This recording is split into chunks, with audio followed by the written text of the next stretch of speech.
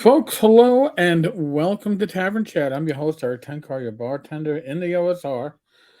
We've been following the story now for the better part of a week.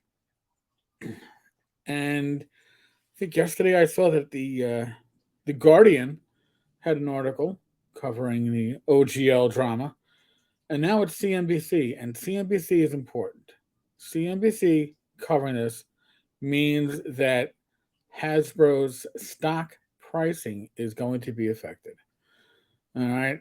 This is something that they think, if they're writing an article about it, it could be um, detrimental to the company at large.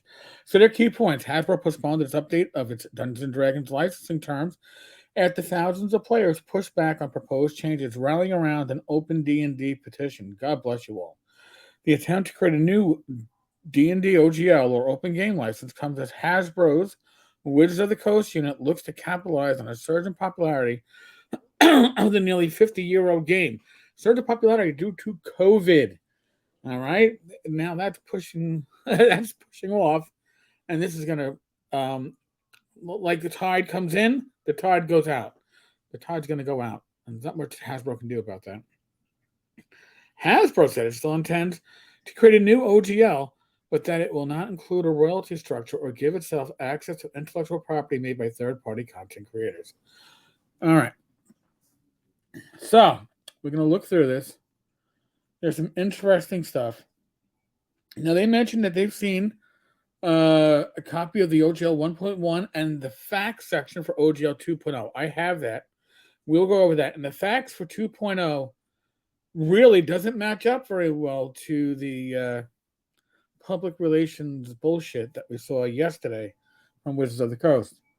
So, at a certain threshold, the revised agreement would have forced independent creators to pay significant fees. Also, they would have given access, which is access to new and original content created by third-party publishers that was retracted in OGL 2.0. The petition had around 67,000 people sign up, and people began canceling subscriptions to the D&D Beyond subscription service. Of course, Hasbro said the two OGL documents, 1.0 and 2.0, were drafts, and the company always planned to make changes to the text. And it said it plans to revisit the OGL, but the final version will not contain a royalty structure or a license back provision. Third-party publishers told CNBC that Hasbro representatives approached high-profile independent content creators late last year to offer them, this is what I had been hearing, a sweetheart deal that they signed on before the new licensing agreement was launched to the public. A document reviewed by CNBC showed a lower royalty rate than what was included in the proposed OGL 1.1. Reps from Hasbro did not immediately respond to CNBC's request for comment on this point. From what I had heard, that was the only concession they were willing to give. They weren't willing to give anything on that license back provision, but maybe we'll only take 15% of your income over $750. Chief editor-in-chief of Mage Hand Press, I haven't heard of them. I don't play 5e, could be why. However, until we can confirm the terms of the license, specifically as it relates to software such as virtual tabletops, it's not clear if this is a smoke screen or a real commitment to the community. Okay. And they talk about the rise in video conferencing platforms and Discord. And I think D&D is approaching a very significant inflection point in its life cycle, said Eric Handler, MKM Partners Media and Entertainment Analyst. Yeah. D&D has never been more popular, and we have really great fans and engagement. This is Cynthia Williams, which is the Coast president. This was this is back in December, but the brand is really under-monetized. Wizards, which also owns fantasy card game Magic the Gathering, topped $1.2 billion in revenue in 2021, about 20% of Hasbro's total net revenue. So there's a good piece I'm trying to find here. Oh, they talk about the Dungeon Masters only account for 20% of the game's overall user base. So of course you got to squeeze money out of other people. It's actually it's a decent article. I don't want to read it all verbatim. I think it deserves more attention than that. The reworking of Hasbro's OGL is not an expected move for the business. They aren't doing anything that other large companies aren't doing to protect their intellectual property. It's a little bit different because they're not protecting intellectual property. That's already protected underneath copyright. They are protecting the rules that really can't be protected under copyright, but you just have to restate them if you want to use them. So, companies such as Paizo, Kobo Press, Hit Point Press, the Griffin Saddlebag, among others, had carved out a spot in the market to sell companion books to D&D players. And with this OGL update, Hasbro initially looked to charge these sellers fees if they generated too much money from their products in the calendar year. Those that top $750,000 would have incurred a 20% fee on every dollar over that amount, according to the OGL 2.0. In OGL 1.0, the fee was slated to be 25%. Now, what struck me as unusual in this agreement is that the numbers spoken of are revenue, meaning gross revenue, not net revenue, said Noah Downs, a partner at Premack Rogers Law Firm and intellectual property attorney. This means that content creators would have been charged a fee based on how much they generated in revenue, not their profit. The D&D community balked at this because most of the third-party creators in the space use crowdfunding websites to drum up support for their projects and raise capital to produce them. These are your numbers, folks. These sites have fees. About 7% for Kickstarter, 8% for Patreon. 20% is what the Roll20 gets a cut of. That would need to be paid in addition to the licensing fee to Wizards of the Coast of the crowdfunding project, top $750. It turns every Kickstarter into a coin flip. If you do it well, it will collapse all around you. All right. Now, this is what I saw, I locked in on. It's bizarre what Wizards is doing, said Hollick. Either they don't understand the market they're dealing with, which is kind of horrifying in its own right, or they're intentionally trying to salt the earth and get rid of the third-party space. I said that a week ago. All right? I said they were burning the fields, trying to do a scorched earth type of thing. Scorched earth allows them to replant. If they are salting the earth to get rid of third-party space, it means there's no replacing it. And look at their own publishing record. They don't publish a lot. So Wizards of the Coast really, really screwed this up. So, it's a good article. I'm not going to read further on this article. I am, however, going to pop over to that fax regarding 2.0. So hold on a second. Oh, that's right. I got to do it from within here. I just can't hit the button. So here's the facts. And this was done up by somebody who saw the 2.0 contract. Now, this is maybe what we will finally see is 2.1. I don't know. But this is 2.0 from before, I guess, Wizards, we fucked up.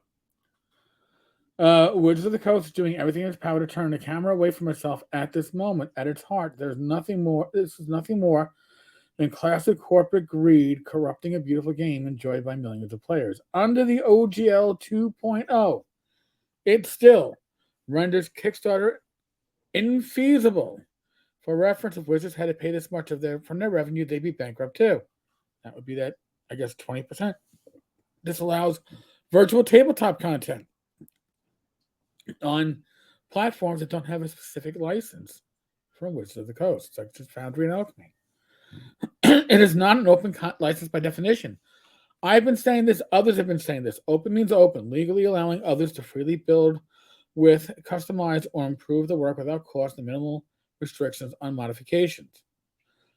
Forces creators into a one-sided contract just to make the content they were already planning to under 1.0a. So that grace period, all right, that they were talking about in that leaked piece, and they'd have 6 months. Well, if you don't opt into 2.0, you don't get that grace period. Claims that large companies are the reason for these changes. This is the interesting part, or an interesting part.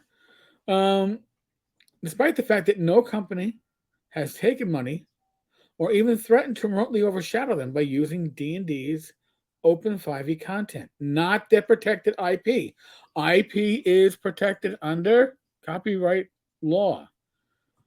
Okay? That's still protected. This SRD and the OGL was allowing you to use mechanics without having to restate them. You can still use the mechanics.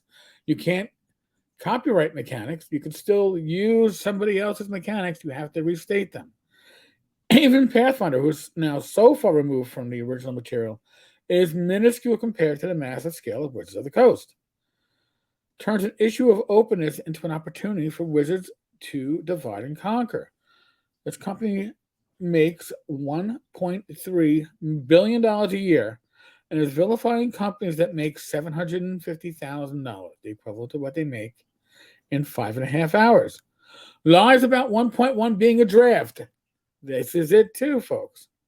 And by the way, 1.1 did say draft on it, but it was being given with a license.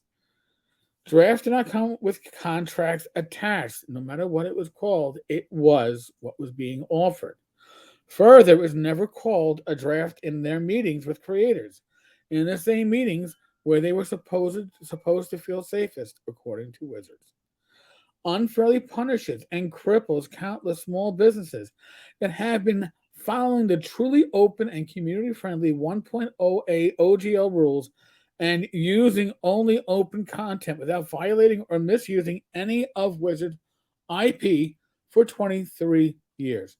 That's if you wanted to use Wizards' IP, if you wanted to write in Forgotten Realms, you want to write in Ravenloft, or now even Planescape, you have that. The DM's Guild allows you to do so. But that's not part of the OGL. Regardless of the partial concessions made under OGL 2.0, it is still abundantly clear the powers at Wizards of the Coast reportedly do not see D&D players as people, but as obstacles between them and their money. We've seen reports about that. The only answer is to leave 1.0A untouched. They want to make one D&D require signing 2.0. That's up to them. And that would be, I think, a solution to this. Now, at this point, with the talk about Orc, which is going to be a truly open role-playing license, that I suspect that leaving 1.0A in place, all that's going to do is it means that the transition will be at a more natural pace, but nobody's going to trust Wizards after this. Wizards is no longer your friend if you were a publisher, no matter if you had personal friendships with the company. I know many people who did.